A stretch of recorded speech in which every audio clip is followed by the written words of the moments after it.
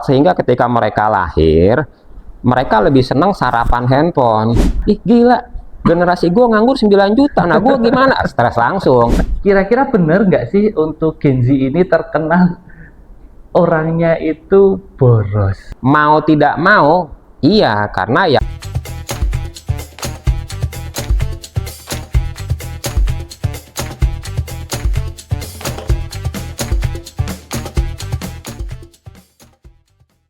Assalamualaikum warahmatullahi wabarakatuh.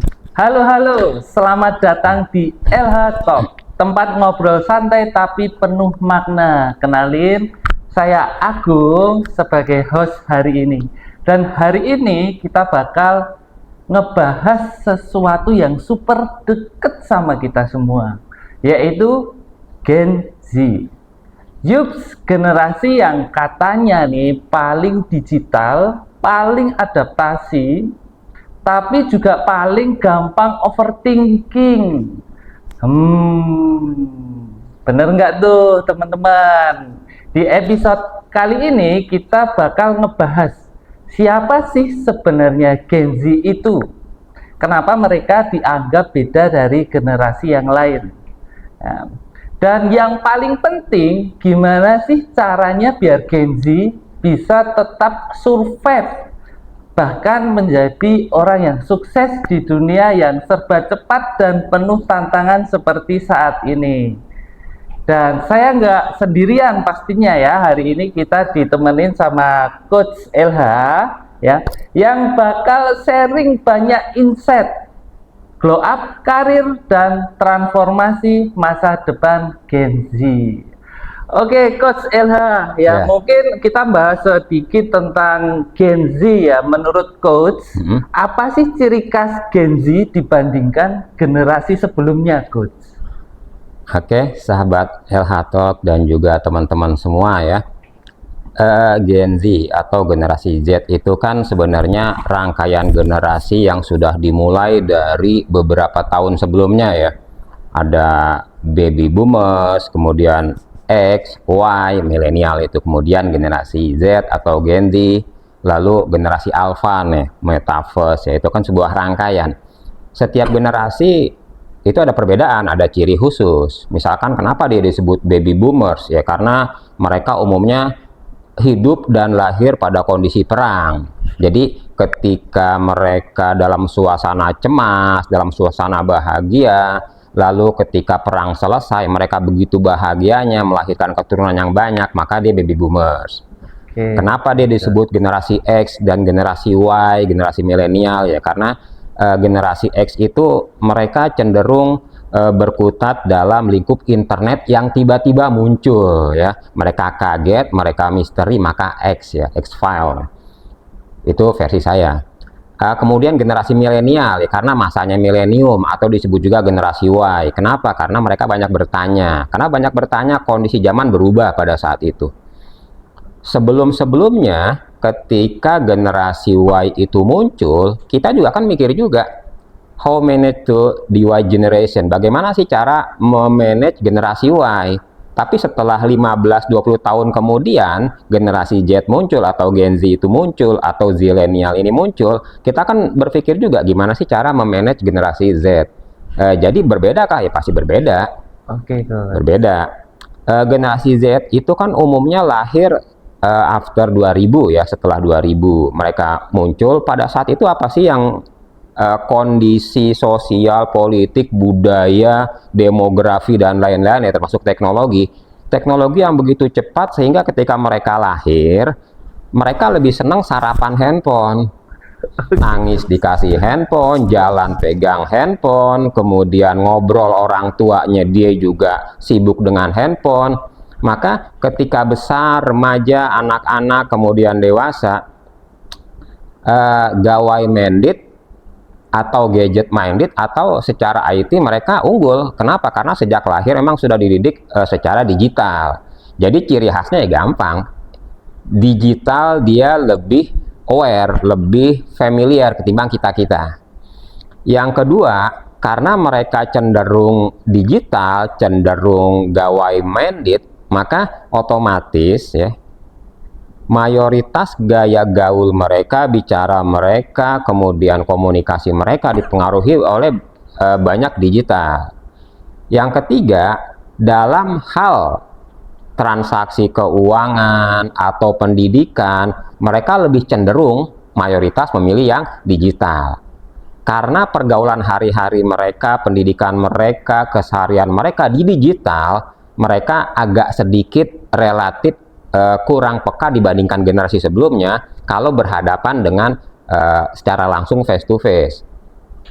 Ini memang kan kita harus trade off ya, dia milih digital atau milih face to face. Nah, ketika face to face yang kebetulan mayoritas di dunia sana banyak yang face to face masih ada, sehingga ketika dihadapkan muncul sesuatu yang terasa beda. Padahal nanti pada saatnya ketika generasi Z ini menjadi pemimpin, menjadi mayoritas di negeri ini, ya sebenarnya mereka jadi sesuatu yang normal, gitu. Baik, Coach. Terima kasih, Coach, untuk wawasannya, Coach. Nah, berhubungan dengan Gen Z ini, Coach, apakah benar nih Gen Z itu lebih cemas dan rentan terhadap stres dibandingkan generasi sebelumnya, Coach? Nah, kalau ini agak menarik nih, agak menarik. Apakah lebih stres ya? Saya pernah diminta oleh beberapa pihak ya untuk membuat materi atau membuat pelatihan atau apapun ya yang disebut dengan stress management. Baik, Coach. Nah, stress management itu terjadi ketika generasi X ya, generasi X itu yang lahir tahun 70-an kemari ya, ada yang menyebut tahun 65 ke atas, 70 lah kita anggap sampai dengan 83, 85. Itu sudah bicara tentang stress management, artinya generasi X pun mengalami hal yang sama, stres. Stresnya karena apa? Ya karena kondisi yang sesuai dengan masanya generasi X. Generasi Y atau generasi milenial, mereka juga sama, stress management sesuatu yang laku saat itu. Kenapa mereka stres? Kondisi dan zaman pada saat generasi Y itu berhadap-hadapan dengan dunia kerja, pendidikan, masyarakat, dan lain-lain. Stres itu muncul. Kemudian Gen Z, generasi zilenial, mereka juga stres. Iya, stres alam mereka. Alam mereka, yaitu kondisi keseharian yang memang mereka hadapi tentang digital. Mereka dipenuhi, dijali oleh informasi-informasi global yang borderless. Kemudian informasi dunia kerja di luaran sana yang konon kabarnya, nah ini menurut BPS data pengangguran itu lebih kurang 9,7 juta generasi muda termasuk generasi milenial, generasi Z ini itu menganggur.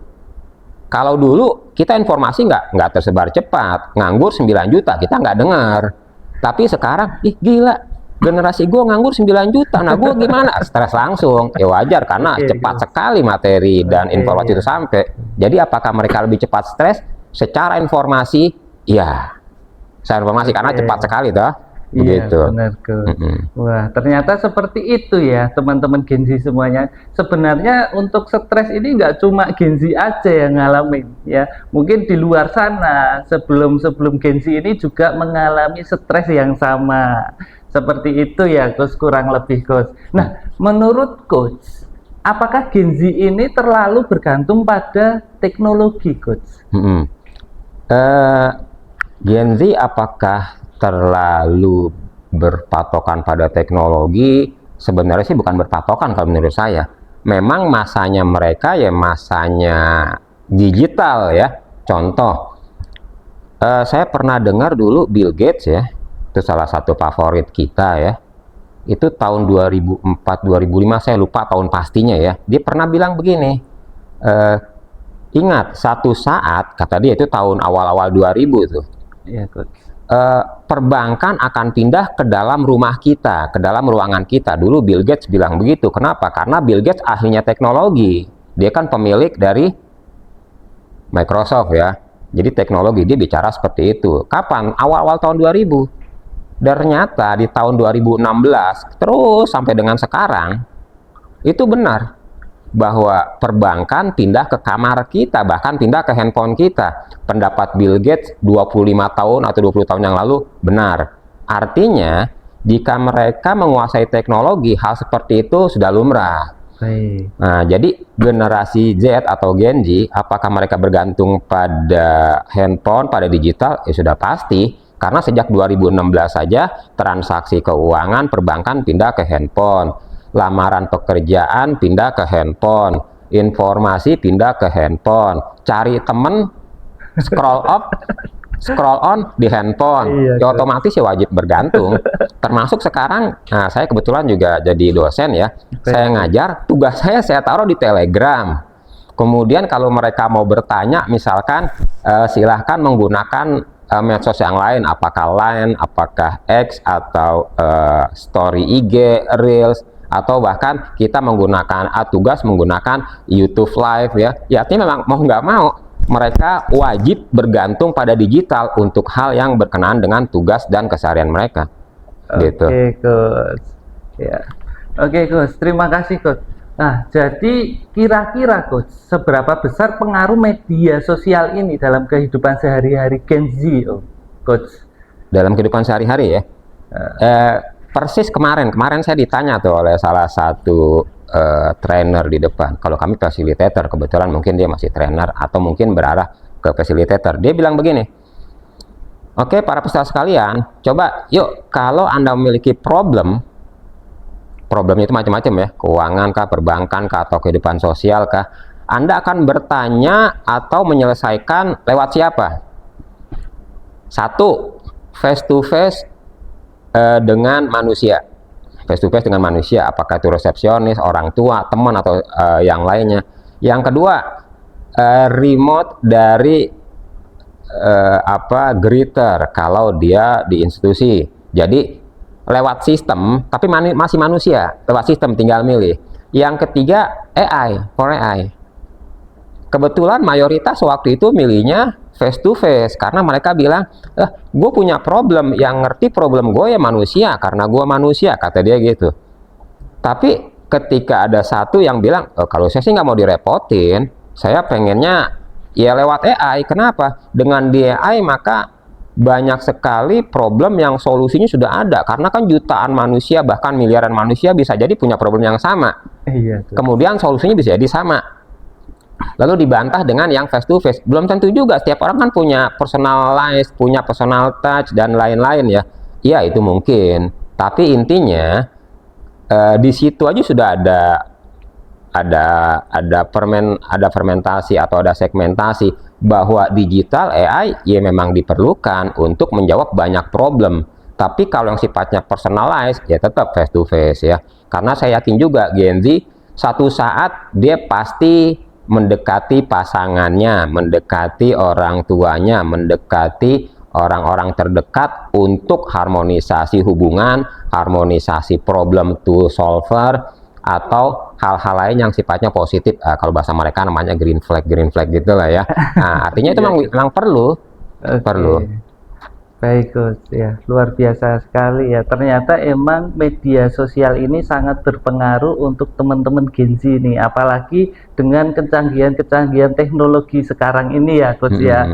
Jika teman-teman Gen Z butuh bantuan mungkin bisa juga melalui ChatGPT atau aplikasi lain-lainnya ya, Coach ya. Sebenarnya banyak sekali media sosial yang bisa dimanfaatin untuk teman-teman Gen Z. Nah, sama satu lagi ini, Coach. Kira-kira benar nggak sih untuk Gen Z ini terkenal orangnya itu boros? Boros ya. Sebelum lanjut pertanyaan, saya boleh minum dulu nggak? Silahkan. Boleh ya? Iya. Kita sambil nyantai. Sambil nyantai ya. Ya.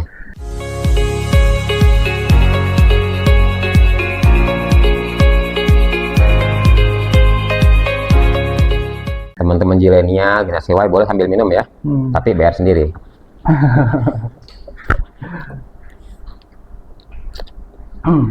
Nah, apa tadi pertanyaannya?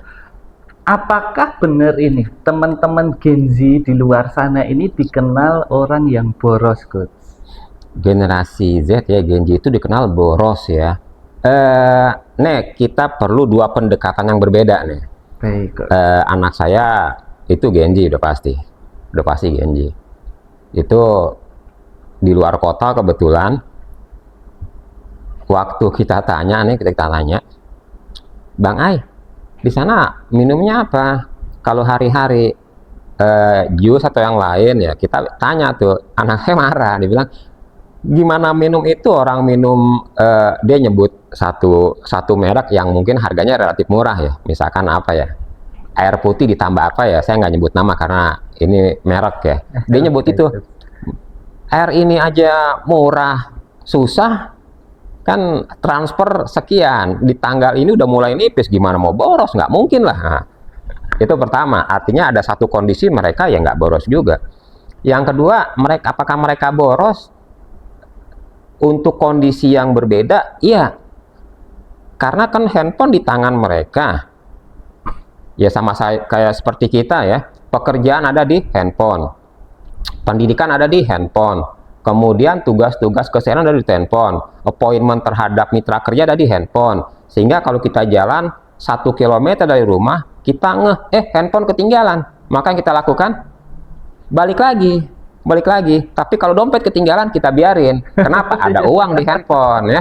Oke. Ada learning wallet, kemudian ada e-money, ada yang lain di handphone. Artinya memang semua ada di handphone. Jadi kenapa dia boros? Karena kan handphone di tangan mereka yang isinya segala hal. Gampangnya gini, kita dibilang tuh, ini ada produk baru nih, keren juga. Apa tuh? Pas dilihat, boleh juga. Langsung dia ngeklik, tak, marketplace ada di situ kan, langsung. Entah itu COD, bayar di tempat, pakai pay later dan lain-lain ya, otomatis dia keluar uang lebih cepat. Kalau kayak kita nih, kalau Mas Agung mungkin enggak ya. Kalau saya misalnya, kita, aduh kayaknya gue perlu beli langsung nih, kalau nggak ngerasain kok nggak enak. Nah, waktu untuk ke lokasi perlu waktu. Di sana kita mungkin antri, setelah nyampe sana mungkin tutup atau barangnya habis. Otomatis dari satu sisi ketahuan yang lebih boros karena dia lebih cepat. Tapi secara manfaat dia juga lebih cepat dapetin produknya.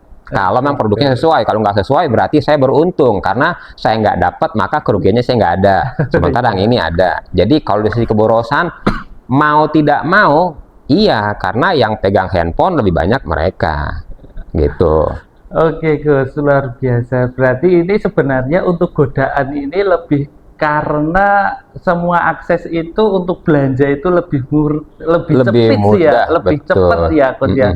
Mungkin teman-teman Gen Z suka belanja nih, ada yang dari aplikasi orange, Betul. aplikasi hijau, tinggal klik-klik aja nih, bayarnya juga cepet nih, dan Bayar kadang cepet. itu bisa terlena juga dengan pay later. Nah, Betul. hati-hati dengan itu ya, teman-teman Gen Z semuanya. Nah, Coach, caranya mungkin ya untuk Gen Z ini, cara agar memiliki habit kebiasaan menabung apa saja, Coach? Nah, gitu ya. Iya, betul juga ya. Ini kalau masalah boros nanti larinya ke situ ya. Iya. Nah, tadi kan Mas Agung bilang dia tergoda pay later. Nah, itu masih mending tuh. Gimana kalau tergoda pinjol? Wah, lebih berat lagi ya teman-teman ya. Apalagi pinjolnya ilegal, kan pinjol ada yang ilegal, terdaftar dan terikot diawasi oleh OJK dan BI. Ada juga pinjol yang tidak terikot, tidak terdaftar dan tidak diawasi oleh OJK dan BI. Nah, itu kan yang harus kita ini. Tapi satu saat kayaknya perlu juga tuh kita angkat masalah pinjol ya. Boleh, nanti Boleh. kita adakan next selanjutnya di podcast Coach LH Talk ya. Bersama dengan Mas Agung dari Akademi Coach. Hospitality Semesta ya. Nah, kembali ke yang tadi, gimana habit menabung? Nah, ini juga nih, mayoritas Gen Z, para teman-teman zilenial ini, mereka kalau dibilang menabung tertarik atau enggak, langsung nanya tuh, berapa sih biaya minimalnya? Ternyata pas dilihat misalnya sekian rupiah, waduh, mendingan buat beli es krim gitu ya, mendingan buat beli, dia nyebut merek lah misalnya ya.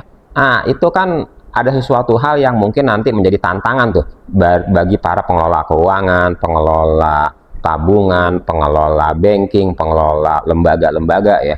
Karena nanti mereka akan jadi pasaran besar. Yang kedua, meskipun mereka nggak menabung, itu kalau kita survei, ternyata mayoritas Gen Z itu juga udah aktif di cryptocurrency ya. Oke, cool. Cryptocurrency ya, meskipun sebagian mereka insaf juga, ternyata main kripto itu luar biasa ya. Hari ini untung, besok mereka nangis. Hari ini senang, mereka besok bisa uring-uringan. Nah, kita ya jangan sampai gamon-gamon gitulah ya. Nah, ketika disebut, mungkin bahasa investasi kali ya. Iya, investasi coach. Nah, para zilenial di sana, sekian di sana, kebetulan kami ada buku tuh namanya Investasi Gampang dan Murah. Nanti bagi yang tertarik bisa ada e-booknya, dikelola oleh Mbak Nadia. Mungkin juga nanti Semesta Hospitality Academy mungkin bisa juga ikut ya. Nah, ketika bicara investasi gampang dan murah, tabungan bagian dari investasi. Baik, coach. Cryptocurrency bagian dari investasi. Saham bagian dari investasi. Reksadana bagian dari investasi. Deposito bagian dari investasi. Maka kita harus milih dulu nanti investasi mana yang paling cocok. Nanti di episode berikut mungkin investasi juga kita bagian dari episode lanjutan ya, podcast. Baik, ya. Nah, udah ada 2 tuh, Mas Faisal ya. Kembali ke nabung tadi. Nabung itu kita anggap investasi lah ya. Investasinya apapun ya, terserah lah. Cuma gimana habitnya? Yang pertama kudu disiplin. Baik, coach. Disiplin.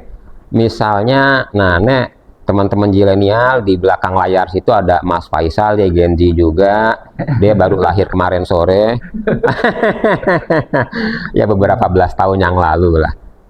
Nah, disiplin. Misalkan kita punya penghasilan, baik penghasilan pocket money itu, uang dari orang tua, transferan, atau salary, dia mungkin affiliate dari marketplace tertentu, atau mungkin dia wirausahawan muda. Misalkan penghasilan anggap sebulan 5 juta, anggap 5 juta atau 10 juta.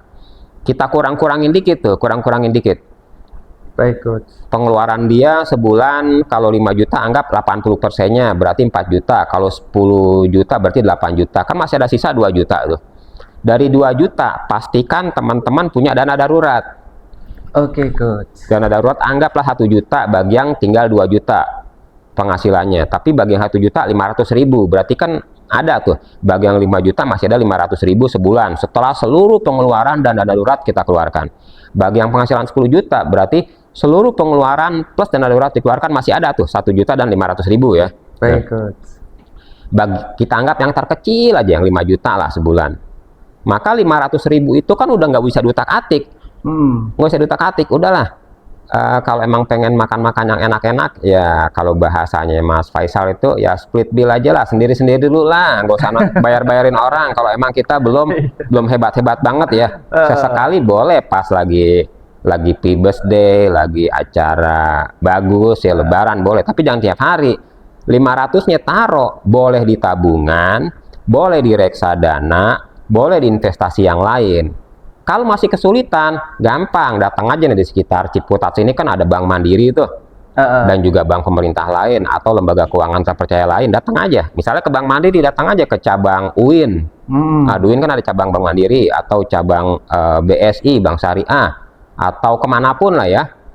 Nah, kalau ke Bank Mandiri itu karena mereka paham banget tentang ada APERT di sana, agen penjual reksadana, ada WAPERT, wakil penjual reksadana. Tanya aja.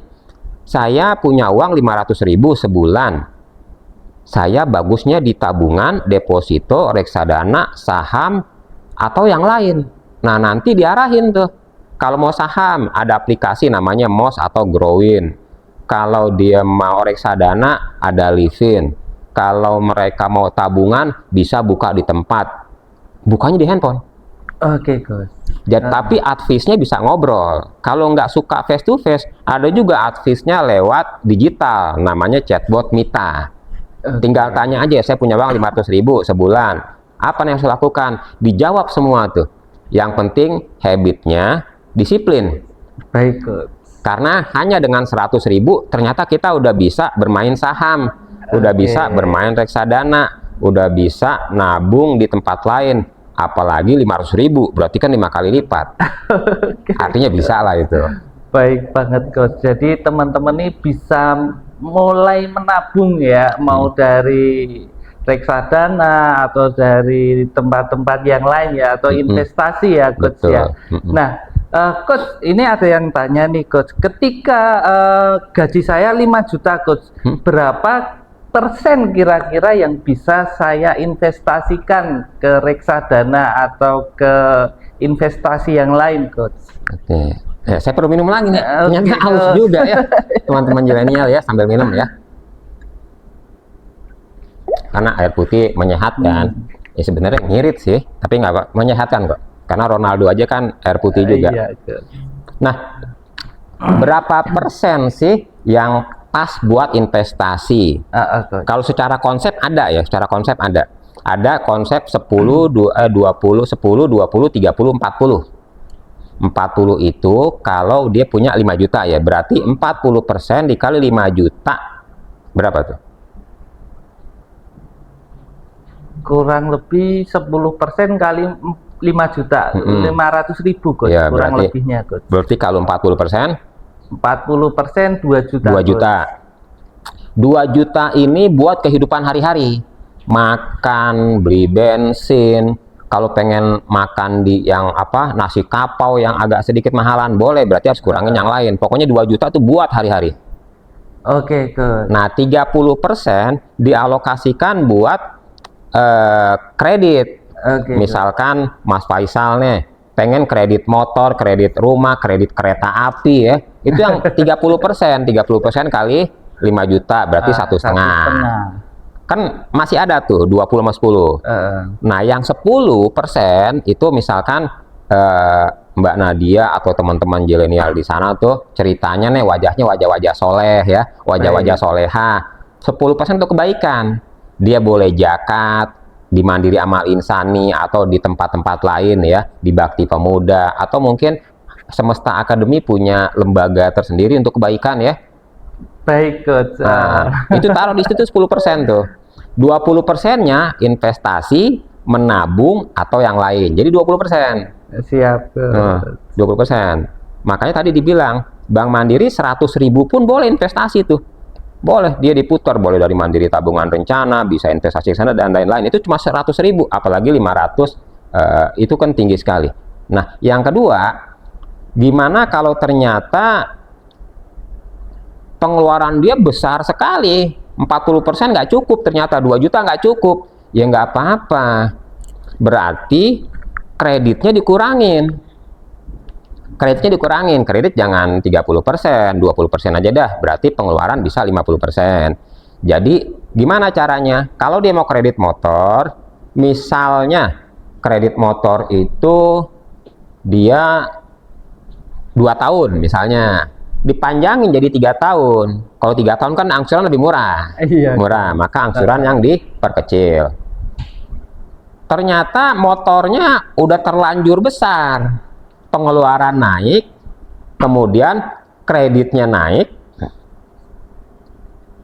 Kan makin gede nih. Ya udah, yang untuk kebaikan dikurangin sedikit. 5%. Oh nggak bisa, saya nih orangnya soleh banget, 10%. Ya wis, berarti investasi nggak usah dipaksa 20%. Baik. Belajar dulu di 10% atau di 5%. Yang penting rutin dan disiplin. Gitu. Tapi kalau ideal ya 20%. Idealnya 20% ya, Iya. Ya, dan kembali lagi untuk ke Genzi ya. Nanti tinggal Genzi penerapannya bagaimana disesuaikan dengan kondisi teman-teman semuanya ini di lapangan. Apakah ada kebutuhan yang mendesak atau kemungkinan ada angsuran cicilan lain yang sifatnya itu lebih ya, Genzi. Nah, Coach, kadang nih Genzi ini orangnya itu suka cari penghasilan yang instan, uangnya banyak.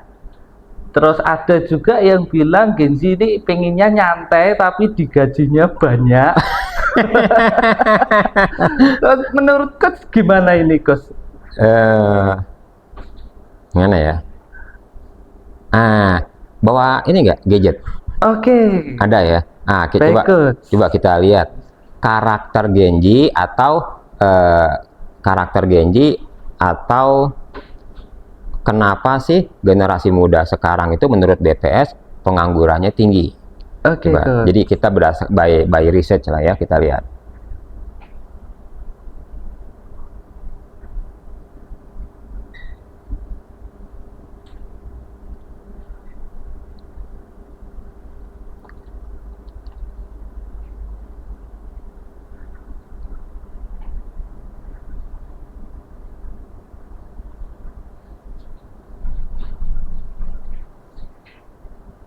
Wah, sambil mencari ternyata Banyak banget nih iya, beritanya ini. ada banyak karakter di situ ya berdasarkan Karakternya penelitian. banyak, Coach.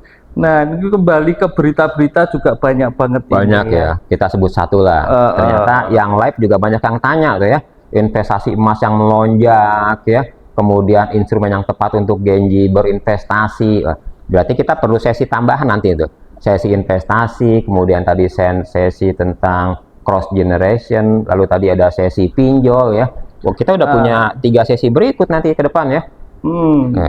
Kalau menurut data sih ya, Coach, menurut Badan Pusat Statistik ya, ini per Agustus 2024 Iya. itu terdapat kurang lebih 9,89 tertulis di sini, Coach. Penduduk berusia 15 sampai 24 tahun Gen ya. Z banget itu. Gen Z ya ini ya. Yang menganggur atau sekitar 22,5% dari total populasi Gen Z di Indonesia. Nah, itu surveinya, Coach. Jadi sekitar 9 juta Gen Z ini masuk dalam kategori not in employment gitu, Coach. Nah, boleh nggak sih, Coach, ketika Gen Z ini udah dapat pekerjaan nih, Coach, kadang kan terasumsi Gen Z ini pengen cepet banyak uang. Nah, ketika itu boleh nggak sih udah dapat kerjaan masih maksain untuk nyariin kerja part-timer yang lain yang mungkin menambah cuan mereka, Coach, ya. Karena obsesi mereka nih kadang nih ada teman-teman Gen Z ini yang pengen cepet cari cuan yang banyak gitu, Coach. Kalau menurut Coach bagaimana, Coach? Boleh nggak nih teman-teman Gen Z ini double job atau memaksakan diri untuk bekerja yang lebih, Coach? Oke, sip kan. Saya ralat berarti tadi saya bilang 9,7 versi BPS. Ternyata Agustus 2024 BPS menerbitkan angka 9,89 Gen Z menganggur. Berarti kan memang ada yang lag di situ, yaitu lag lapangan pekerjaan. Yang terserap ya nanti kita bedah tuh, ternyata sebenarnya di luar sana banyak lapangan pekerjaan yang bisa dimasuki oleh Gen Z. Bisa jadi info itu ada miss ya, atau bisa jadi ada sesuatu hal yang perlu kita koreksi bareng-bareng. Tapi kita kembali ya ke yang tadi, mereka pengen cuan cepet ya, cuan cepet karena kebutuhan tinggi kan. Tadi karena mereka pegang gadget, orang lain beli, bisa jadi karena memang mereka langsung wah gitu ya, atau tidak bisa melupakan mantan, maksudnya mantan produk, bukan mantan orang nih. Siap, gamon lah gitu.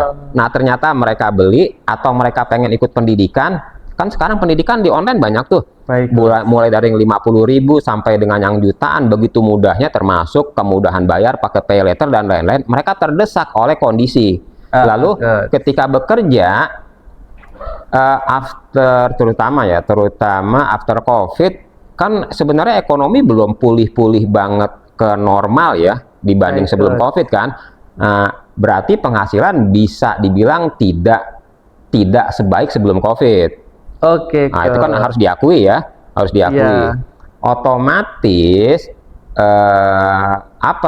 nggak bisa menutup seluruh keinginan. Kalau kebutuhan sih bisa, keinginan mungkin nggak ketutup. Lalu gimana sih cara dia nambah cuan? Banyak diantara mereka yang mau nambah cuan melalui penghasilan tambahan, boleh nggak? Nah, Mas Agung kan salah satu direktur muda terbaik nih. Teman-teman Gen Z ya. Di sana Mas Agung ini host kita itu Exmood terbaik lah kalau versi saya. Begitu santuinya tapi wow, mantep. YOLO lah ya. Nah, terima kasih, Coach. Nanti boleh konsul ya. Baik. Jadi kembali ke yang tadi, boleh nggak sih Kalau saya tanya ke Mas Agung nih, Mas Baik, Agung, Coach. kalau ada Genji sebagai karyawannya Mas Agung, kemudian dia mau cari tambahan di luar, kira-kira dikasih nggak? Kalau dari saya boleh, Coach, asal tidak mengganggu jam kerjanya. Jadi teman-teman gengsi yang ada di tempat saya ini kadang setelah pulang kerja itu ngojol, Coach. Ya jadi ojol, Coach. Ya nggak apa-apa. Tapi saya juga sering ngasih pesan sama mereka, jangan terlalu ngejar rezeki uangnya, Coach. Sampai melupakan kadang ini teman-teman sampai begadang, sampai ngalong, sampai pagi yang akhirnya mengganggu kesehatan mereka, Coach.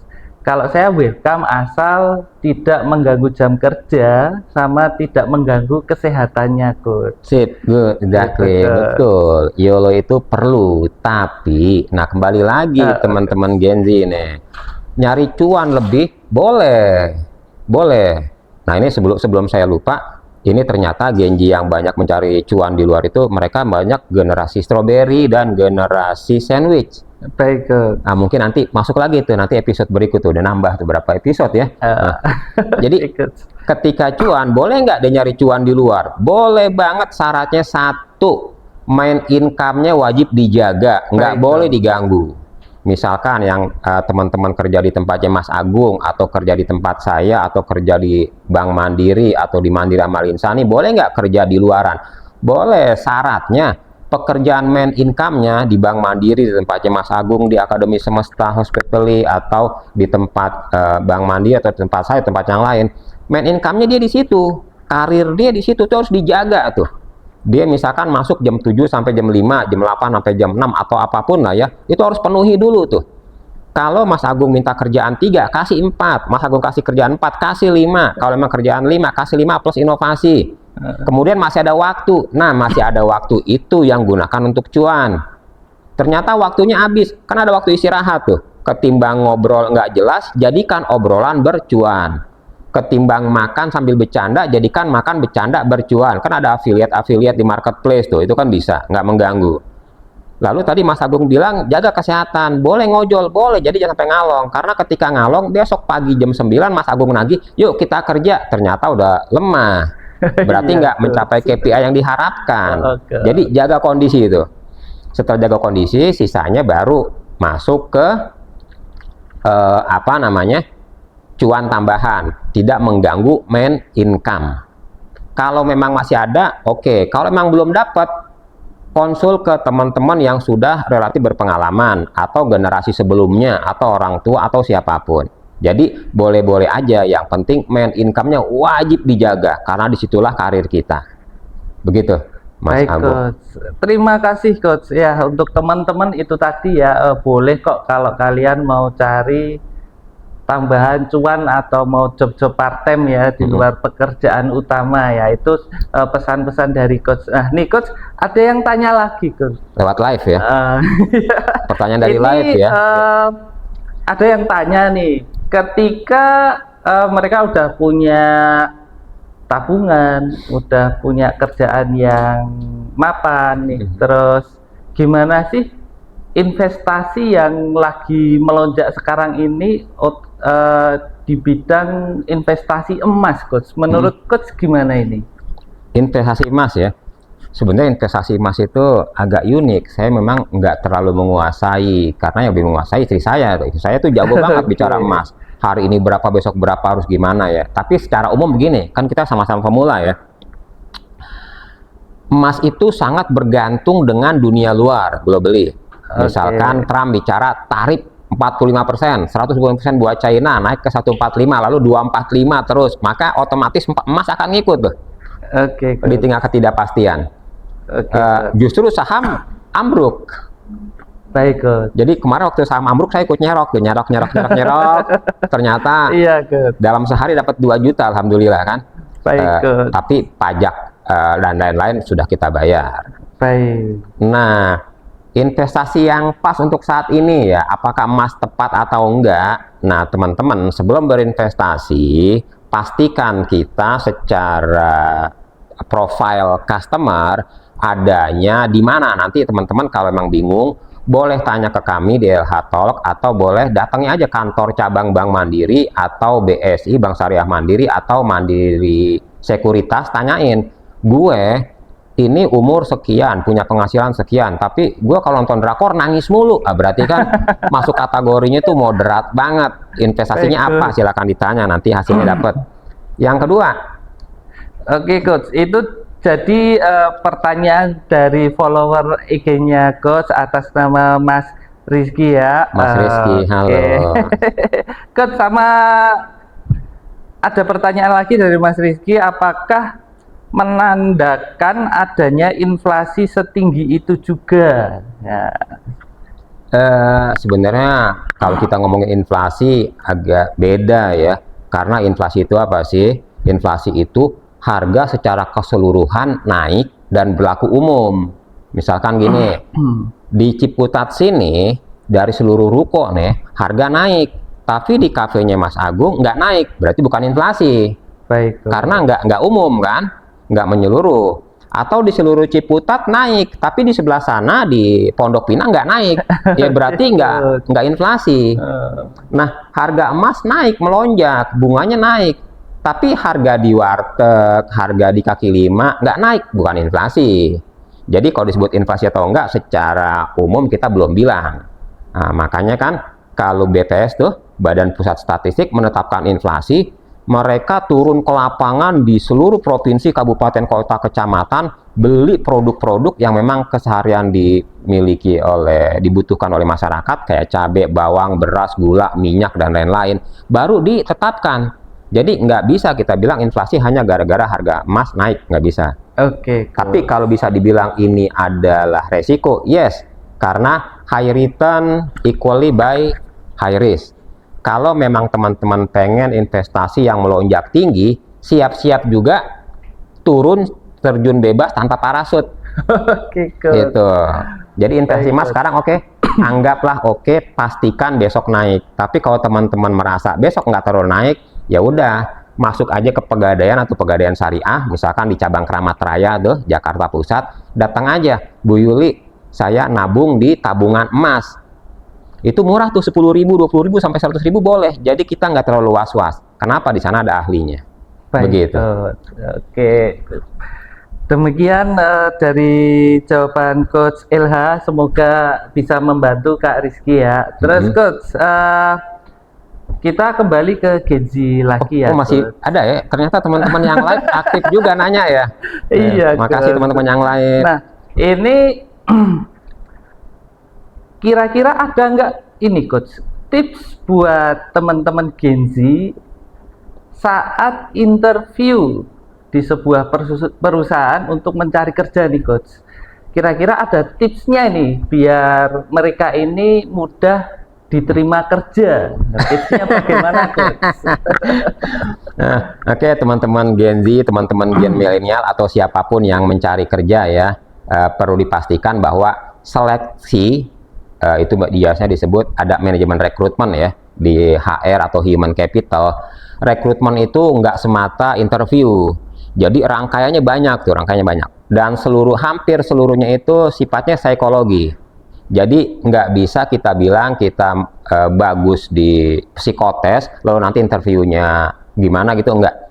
Jadi nggak bisa juga orang bilang setelah interview maka hasilnya bagus, akan semuanya bagus, enggak, karena itu sebuah rangkaian.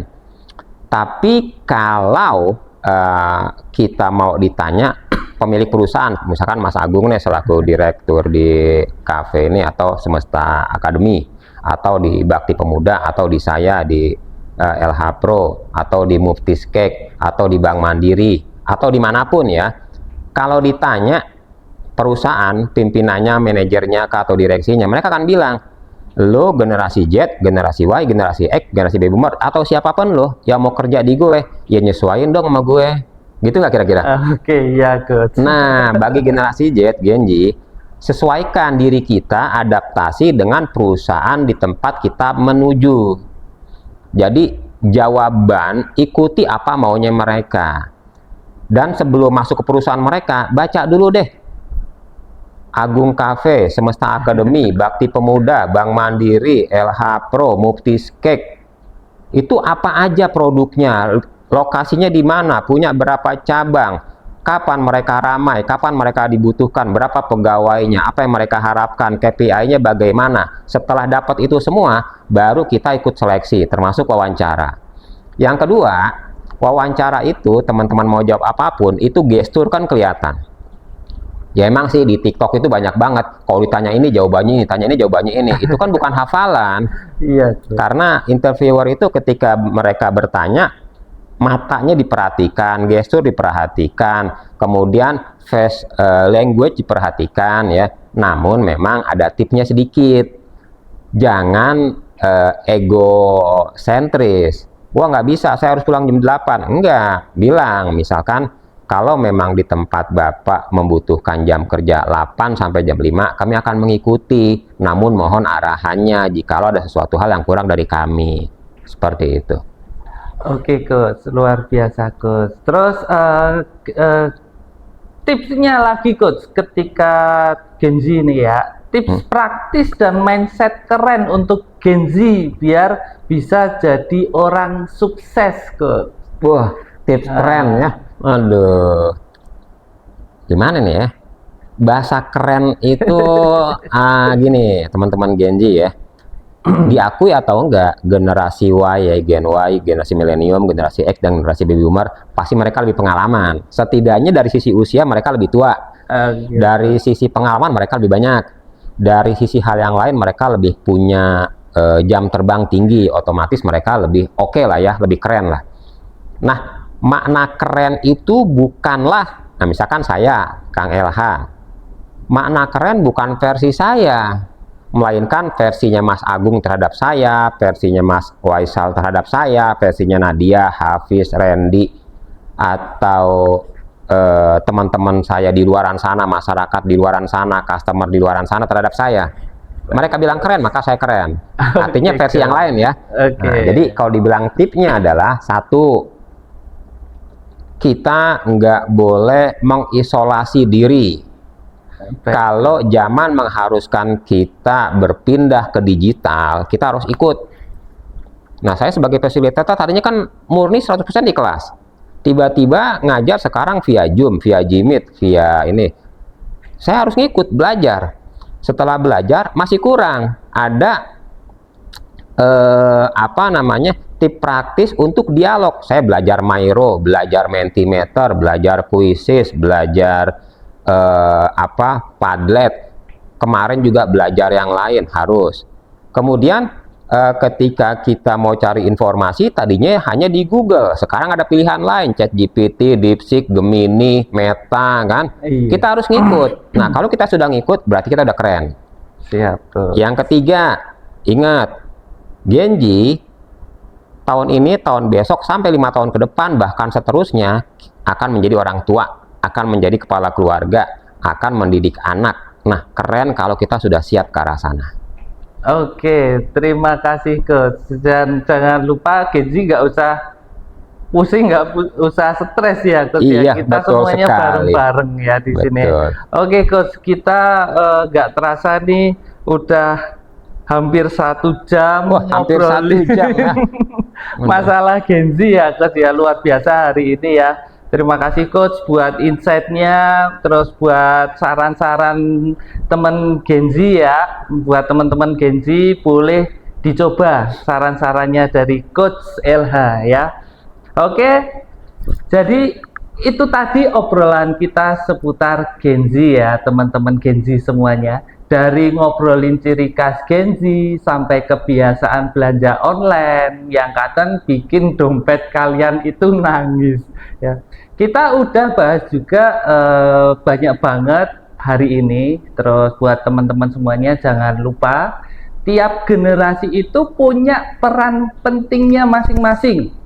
Dan Gen Z kalian punya potensi nih buat bikin perubahan yang nyata. Nah, terima kasih semuanya untuk follower dan teman-teman yang masih stay sampai akhir acara ini. Saya ucapin terima kasih. Kita doakan buat teman-teman follower IG, follower TikTok, maupun nanti yang follower di podcast, kita doain semoga teman-teman semuanya dilancarkan dalam menjemput rezeki. Amin. Ya, jangan lupa juga buat teman-teman kalau mau follow di akun IG kita boleh banget, mau bantu share-share boleh banget. Terus jangan lupa buat follow kita dan share ke teman-teman ya, kalian biar nggak ketinggalan episode selanjutnya ya Coach. Oke. Yang tadi kita udah bahas, nanti kita buatin episode selanjutnya. Oke. Seperti itu teman-teman semuanya. Nah, saya Agung Setiawan dan Saya Kang LH. saya ucapkan terima kasih. Sampai ketemu di episode selanjutnya. Assalamualaikum warahmatullahi wabarakatuh. Salam keuangan sehat.